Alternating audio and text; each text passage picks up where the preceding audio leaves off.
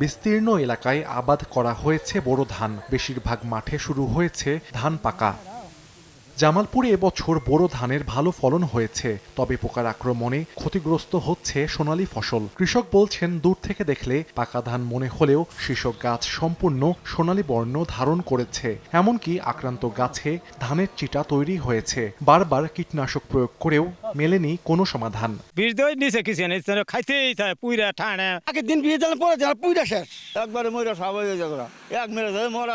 এত টাকা খরচ করে আমি ঋণগ্রস্ত। ঋণ দিমু কিভাবে চলাচল করবো, এখন আম করে খুব সমস্যা। কুড়ি কুড়ি পোয়া এটা পাতায় বয়ে আছে, এটা একবারে নাড়াড়ারে আপনার কই সুইছে অস্কর খায় ফেলাই দেয়। এই মৌসুমে কোনো ধান উঠবো না, আমরা খামুখি আঙ্গুরে খুব ক্ষতিগ্রস্ত, আঙ্গুরে দিন পাট খুব কষ্ট যাবো এবছর। কৃষি বিভাগ বলছে, পোকার আক্রমণ দমনে কাজ করছেন তারা। স্থানীয়ভাবে অনেকে কারেন্ট পোকার কথা বলেছেন। আসলে এটা বিপিএইচ উপজেলা আমাদেরকে ইনফর্ম করেছে যে তারা ওই সব জায়গায় নিয়মিত পরিদর্শন করেছে এবং প্রয়োজনীয় যে ব্যবস্থাগুলো সে বিষয়ে তারা কৃষকদেরকে পরামর্শ দিচ্ছে। কৃষি বিভাগের তথ্য মতে চলতি মৌসুমে জামালপুরে 1,27,560 হেক্টর জমিতে বোরো আবাদ হয়েছে। সময় সংবাদ, জামালপুর।